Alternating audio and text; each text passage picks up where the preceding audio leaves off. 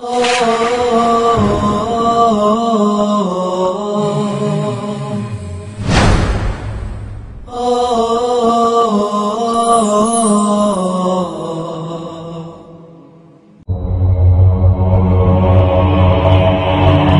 بيصحى عادي، يعني المخدرات والكلام ده موجود في الشقه عادي، يعني الحاجه جاهزه اصلا، فبيصحى الصبح يشرب عادي يعني كأنه فطار يعني.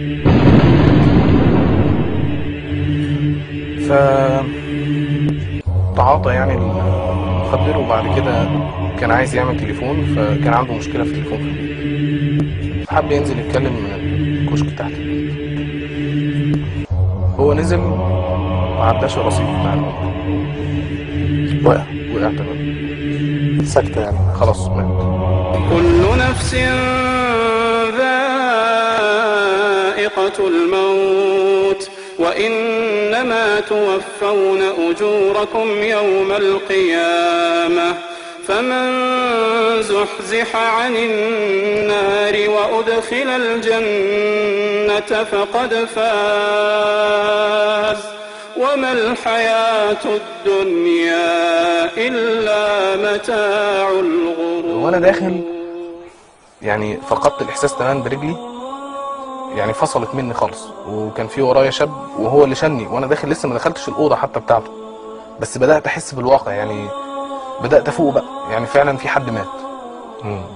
لدرجه ان رجلي فصلت خالص مني وبدات اقع، بس هو صاحبي دوت ايه مسكني من ورا، وبدات قاعد قدام الاوضه وخايف، يعني قاعد قدام باب الاوضه وخايف فعلا من الدخول ان انا اشوفه. فجاه يعني دخلت لقيت اخوه مرمي عليه وبيبكي.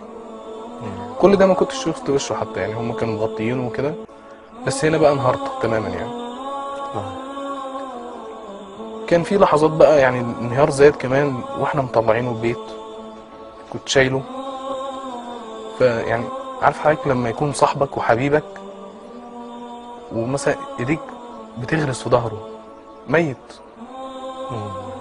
راسه بتقع مش ماسكه نفسها. بالأمس كنا رفقة واليوم أصبحها في الكفن. يا للمصائب إذا أتت في دهشة تنسي الوطن. بيضحك على نفسه، ده يعني بيضحك على نفسه تماما اللي يقول انا عارف حد فين، لان هو بدأها بسجاره. هو الاول كان مدخن عادي، ما كانش بيشرب مخدرات. دي جابت دي. هو في الاول كان مصاحب بنت، كان مصاحبها علاقه عاديه خالص، يعني اللي هو ايه بيقول دي صاحبتي بس زماله كده. بعد كده بقيت عارفاه تماما، يعني كلام وسلامه، بس بعد كده تتجاوز الامور للغايه. فالدنيا اصلا بتعلى، هو كل شويه بيفقد الاحساس بالمتعه. المعاصي عقد اذا انفرط بيجي ورا بعضه طبعا. هو بيفقد الاحساس بالمتعه، فبيحاول ينتقل لحاجه ارقى من اللي هو كان فيه دوت علشان يتمتع. لما تكون تعبان مهموم قوم اتوضى وصلي، ده النبي قال زي انا ما عملت اعمله كده زي